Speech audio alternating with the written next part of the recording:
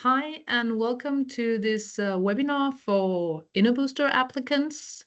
My name is Marie. I am with the Innovation Fund Denmark, and I will give you a short introduction to the Innobooster program. So, Innobooster. The purpose of the Innobooster program is to co-fund development projects in SMEs. It has to be risk-based projects. It has to be for innovation.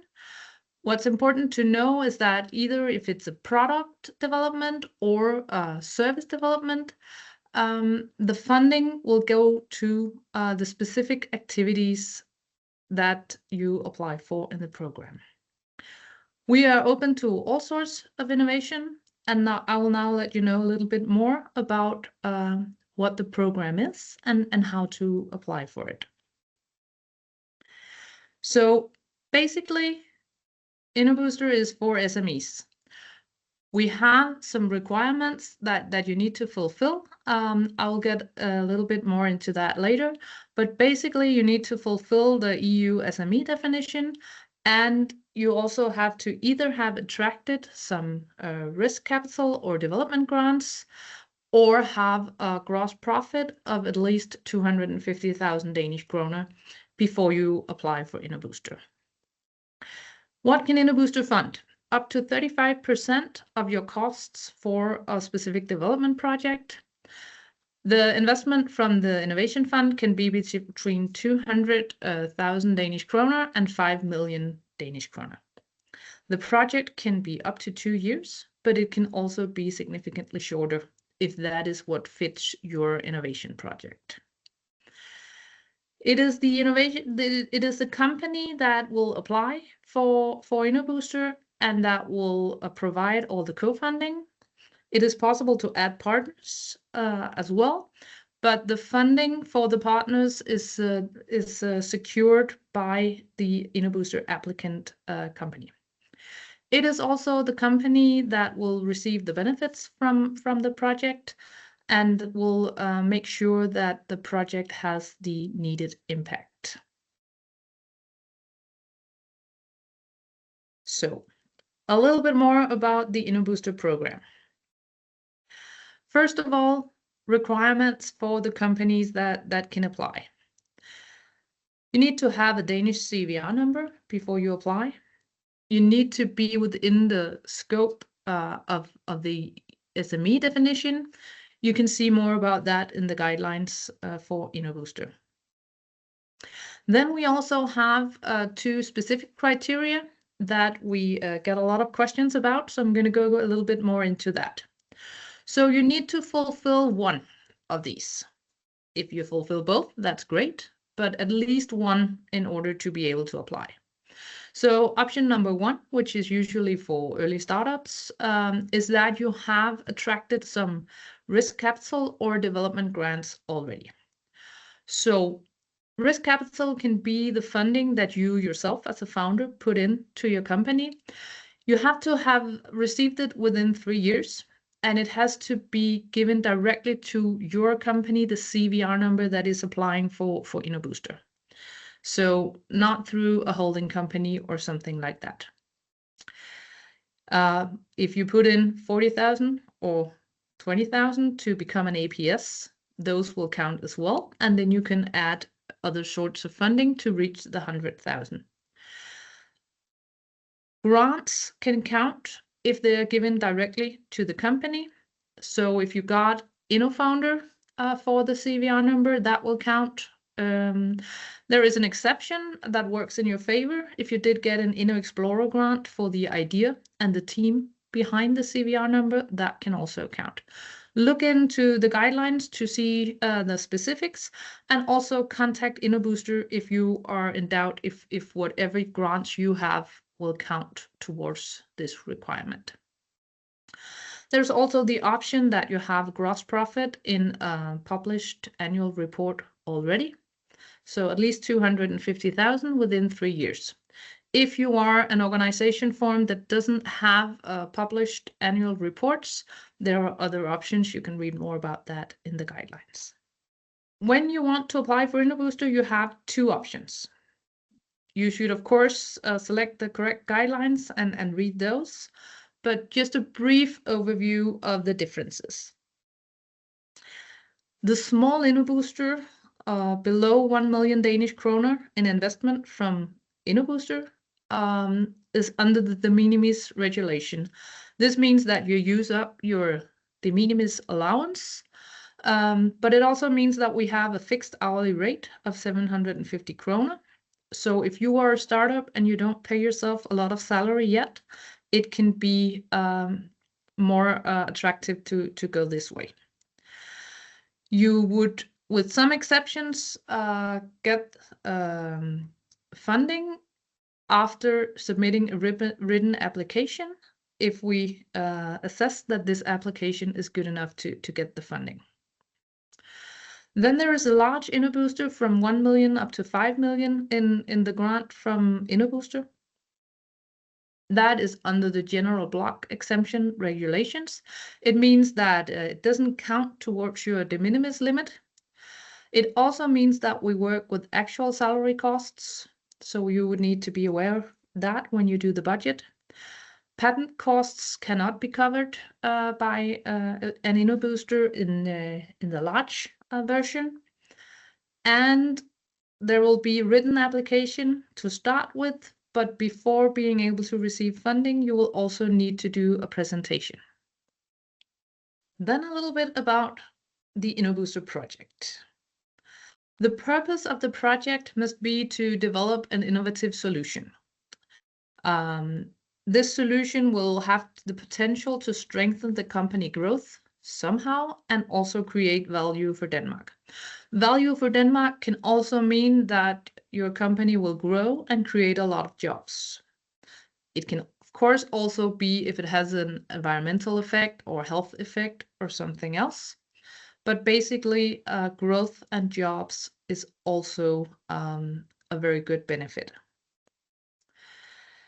So we see projects that cover parts of development phases. Maybe you go from a prototype to a finished product, or you go from an early stage prototype to a later stage prototype, or a demonstration model.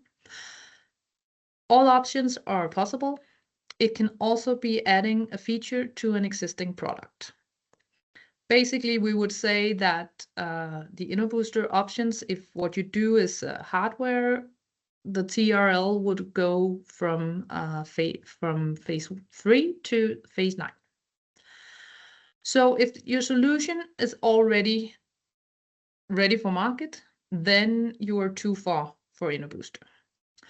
The development project can include certifications, patent costs if it's the small Innobooster, and those things that you need to do just before launching the product. But you also need to have actual development included in the project. There has to be elements of high risk and knowledge-based development in the project. This means that if what you want to do is quite simple and you could ask any consultant to do it, it's probably not a good fit for Innobooster. It also means that if you want to do something in your company, let's say you want to implement some AI technology to be more efficient, or maybe make your operations more efficient some other way, Innobooster is probably not a good option. Innobooster can cover process innovation, but it needs to be remarkably different from the process innovation that's already launched and that your competitors have implemented as well. So, what can Innobooster fund? What kind of costs can you include? The hours that you spend working on the activities within the project, that can be your existing employees. It can be if you want to hire someone new for the project. If you apply for the small Innobooster, an employee can also be an owner of the company. If you own at least 5%, your hours can count in the Innobooster, even if you're not paying yourself a lot of salary yet. You can also add expenses for collaboration with what we call knowledge providers. It could be university or a research and technology organization. It can be Danish. It can be foreign. It can be consultants and freelancers. There are a lot of options. They will be part of the project by invoice, and Innobooster can cover up to 35% of the expenses.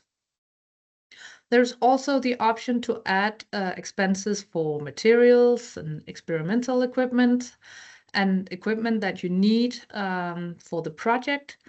Be aware that it's only depreciation costs if it's some equipment that will still have value after, and also that we have a minimum of 10,000 Danish kroner per invoice. There are also some costs that Innobooster can't cover. The cost that we consider to be related to general operations of your company and the strategic decisions that you need to make, and minor improvements that you do every day to your project or your processes in the company. So, for example, sales, business development, office costs, the new computer that you need in order to have a new employee work with you.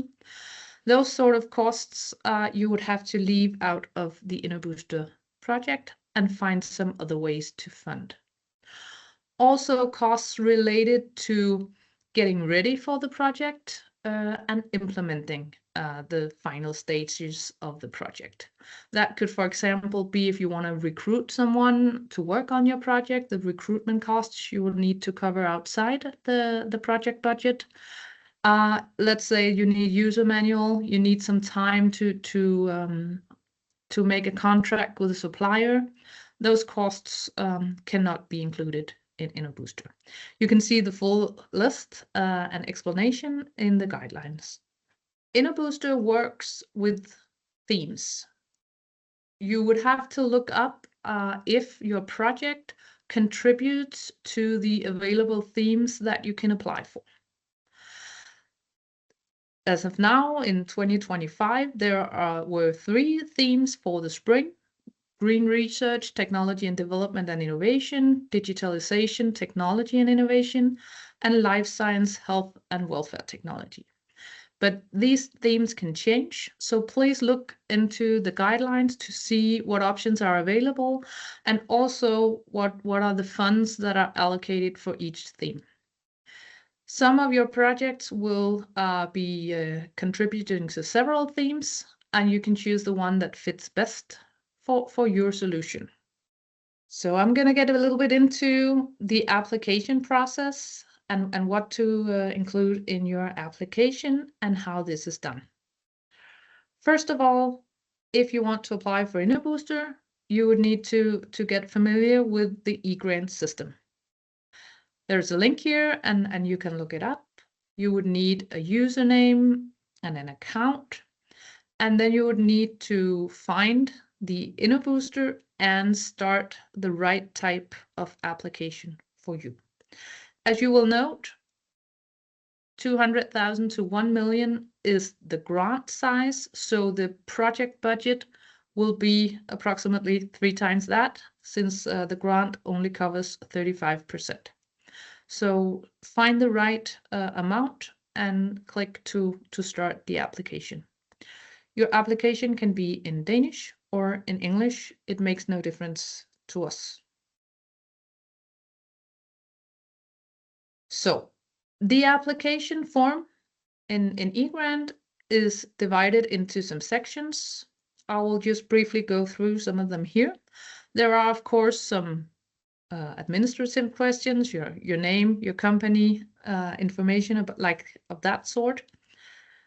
You also have the option to put in some supplementary information. You don't have to, but let's say there is something that you think we should know. Maybe you have a knowledge provider that you are somehow related to company-wise. Maybe it's a sister company or something like that.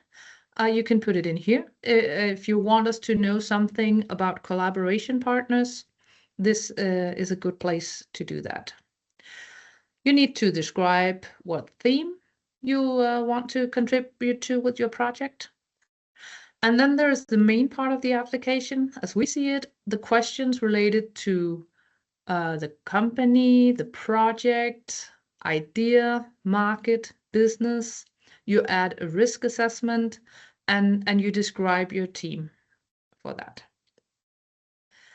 There's also a section, if you have previous investments from the Innovation Fund, you describe not only what you did and how it relates to your current application, but also what did you get out of this impact-wise, especially any business opportunities or investments or other results that relates to impact of the investments that you already received.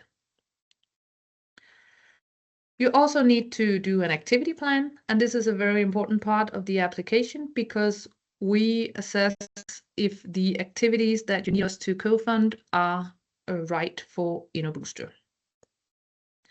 There is a budget. You also put in budget per activity, but then there's also the template where you have it per expense category and where you add the names of the knowledge providers. Make sure that the budget in the activity plan and in the template for the overall budget match. Then it's optional to upload an illustration. It's not something to put in a large amount of text, but maybe you have a picture of a prototype, schematics, something like that you would like to add. It's also possible to leave a link for a video if you want to do that. You can do both if you want to. It is optional. Some find it to be a good opportunity to explain things that are in the application in some other words.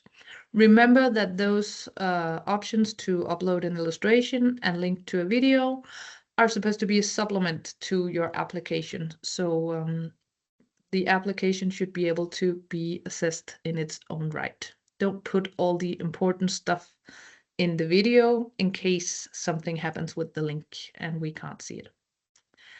So you can open the application in eGrant and then save it. So if you are wondering if this application form is very complicated or what you need to answer, as long as Innobooster is open, you can look at it and see how this works.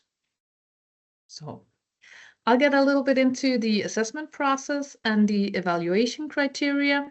So basically what happens after you submit an application for Innobooster. So there are two ways to go when it comes to how the application is assessed. So if you haven't received a grant from Innobooster before, you will most likely be assessed by 2 assessors, and then your application will receive a score. First, there is a formalities check to see if everything in the application lives up to the formalities requirements. In most cases, it does. When the application receives a score, it will go on to the ranking with all the other applications, and it will be determined if you will get a grant or not. If you apply for the large Innobooster from 1 million to 5 million, or the one with the general block exemption rules, or you have already received Innobooster before within 3 years, you will also have 2 assessors go through your application, but then you will either get a rejection or be invited to pitch for a panel. So we do that with repeat investments and with the larger investments, just to make sure that we can ask a little bit more questions about these. They will be transferred to the ranking as well. And for each theme, it will be considered where is the cutoff score, and the applications above the score will receive a grant and the others will receive a rejection. So when the application is assessed, we look at 3 assessment criteria. This is the brief version. The current version you would have to look up in the guidelines. But basically, we look at what we call the quality of the idea. Here we will look at, is it solution clear? Do you have a good foundation to start this project? Here we mean, do you have maybe a working prototype? Maybe you did some research. Of course, you talk to some customers to determine if there is an interest and a need for this solution. We also look at what we call the differentiation from existing solutions. This also includes if you're a company who already has a product on the market, your own solution. So to make sure that this is not just minor improvements to what you already have, but that it's still something that is new. And we also see if the project has some high risk and knowledge-based activities. Then we look at impact. First of all, is it substantiated that this will give your company a commercial gain? So maybe what this Innobooster will do is get your product to a stage where you can attract investors, or it can get you to a stage where you will be able to start selling your product and get an income. Or if it's a process innovation, you can implement this and be more scalable or have a better income for your company. There are a lot of ways that this can be, but we need to look at the commercial gain. And of course, in that, we also look at, is there a need of the customers? Is it also an international market? Some of you will start outside of Denmark and have the customers there already and then move on to the rest of the world. Some of you will start here, which is okay, but there needs to be a potential for more than the initial market. Then we also look at the coherence between the amount that you ask for and the potential. So if it's something that is only going to be in small markets, then the investment should definitely be lower than if it's something that has a huge potential for application across the world or across sectors. We also look at what we call the quality of execution. So is it clear what's going to happen in the project is one sub-criteria here. We also look at the team, not only the persons that are going to work on the project that are already employed in your company, but also knowledge providers. And we also, as part of this, see, do you have what it takes to implement the results after the project is finished? The project needs to be well planned and realistic, and the budget needs to be efficient. So that if what we usually see, something costs, if you ask for way more, we might see this as an inefficient way of budgeting. So when we evaluate based on the evaluation criteria, there are some principles that some of you might be interested to know. So a score is given for each evaluation criteria, and we take into account how much you apply for. So let's say you have a small Innobooster, maybe you need 500,000 for a specific project, then of course that will be reflected in how hard it is to achieve a specific score. The 3 assessment criteria has an equal weight. So the final score that you would your application will bring to the ranking is an average of those 3 scores. There is a threshold for when your application is good enough to move on to the ranking.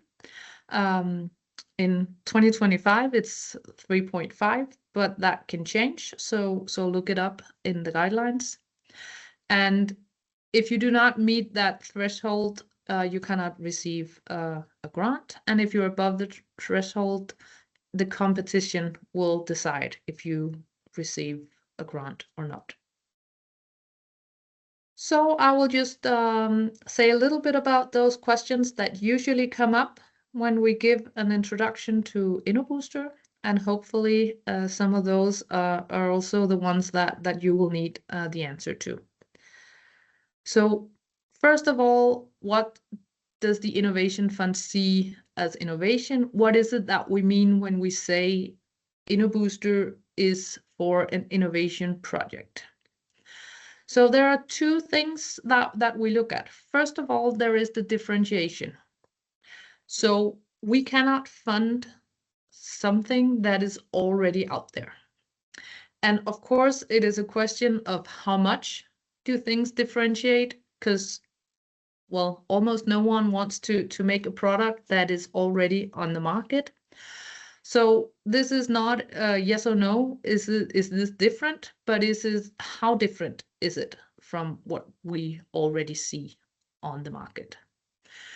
So what we focus on here is not only is there a way to gain a market share with the solution that you apply for as part of Innobooster. It's also does this work in a different way?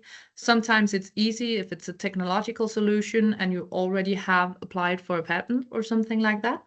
Other times it's more difficult to explain because maybe it's a function that is different from what's already on the market. So you need to differentiate yourself.